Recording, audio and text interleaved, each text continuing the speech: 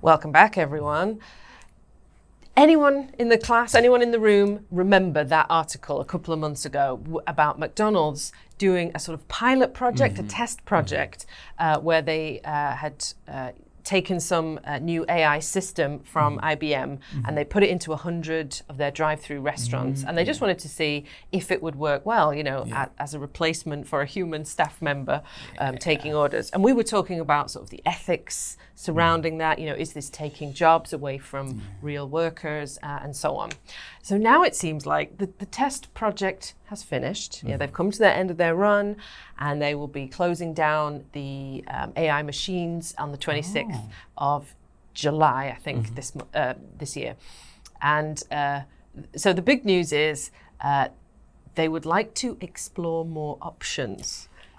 And I just wanted to read you the quote from the McDonald's spokesperson about the results of the project, because they didn't actually say whether or not the project was successful. But what they did say was, while there have been successes to date, we feel there is an opportunity to explore voice ordering solutions more broadly. That's like the politest, most indirect way of saying it failed. It didn't work. Yeah, it's like dating someone, being like, I know we've had some great times, but I think it's just better if we explore more options broadly. Yes, I just want to explore more people right now. But we had some successes, you and I. Yeah, you and I. We're great sometimes, but... Anyway, I just thought that was worth pointing out as a fantastically indirect letdown by the company. Maybe we can do business later, IBM, so don't get mad, but you sucked. Well, yes, they did go on to point out the fact that IBM, I think, does do a lot of work for McDonald's, and they still have many successful projects, and they will be strengthening their corporate bond, and so they really didn't want to upset IBM. Of course, so it was a failure then. So yeah, it didn't work. Again, we don't get any details, but I imagine if the number of orders that the AI system got wrong was very high, then this is not going to fly. Yes, it's a waste of money.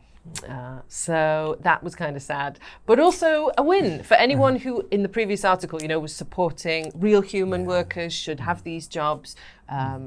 They will continue to do so until someone makes an AI ordering system that actually works well, which might be a while. So let's get into a few questions. Drive-throughs. Yeah. I don't see them very often in Korea, or maybe that's because I don't drive. When was the last time you ordered food from a restaurant's drive-thru? So restaurant, never. Well, it's been at least 9 years. But Starbucks I have done in Korea. That was like a year and a half ago, I think. Rented a car, and as I was driving, there's the little drive-thru, get my order, type thing. How was the experience? Was it successful? Any problems? Yes, like I went up to the window and I remembered I have to speak and understand Korean. And it was a moment where like I get anxiety when I have to do anything over the phone, including like this. And so the whole time I was going up to the drive-thru, I was like, it's this order, this thing, that thing. And then I get it there, I'm like, and I just memorized all that in English. How do I say this in Korean? And they're like, what can I get for you? I'm like, I don't know. I'll come back around. Oh, you drove around one more. I'm joking. I blustered my way through it, but in the end, I did get what I wanted. Yes. Very somehow. good. Poor people listening. Maybe they wished it was AI. Well, that's very good. But so what do you think about this lack of drive-thrus in Korea? Why aren't drive-thru restaurants more popular here? I think one of the reasons is just I know there's a lot of cars, but there's not that many cars compared to other places in the world that do have a lot more drive-thrus. However, I think it's just space. Like all these buildings are so close together, and they were built in a time where there were a lot less cars because Korea did develop very quickly, as you guys know. And so you do have such this small amount of space. How are you going to try to fit a drive-through there without tearing down the entire building first? I feel like there's a few factors in it, but I do expect drive-thrus to get a little bit more popular. The other thing is people really centralize their lives in Seoul, and a lot of the drive-through culture is when you're driving for longer distances, especially. And so if people start to spread out in South Korea, we're going to see those drive-thrus maybe spring up in smaller cities or along the highways.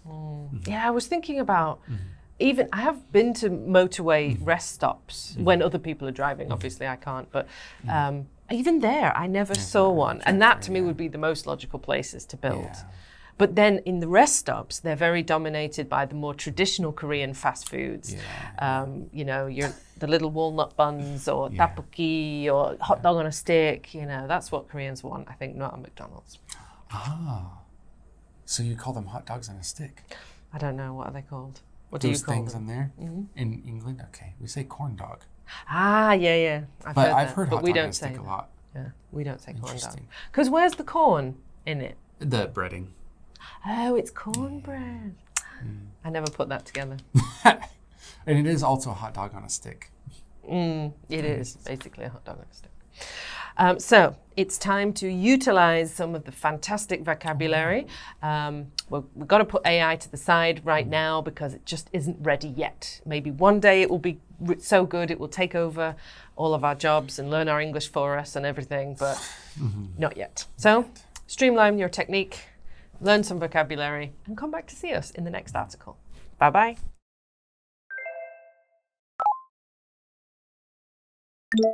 Change course. Change course. Franchisee. Franchisee. Utilize.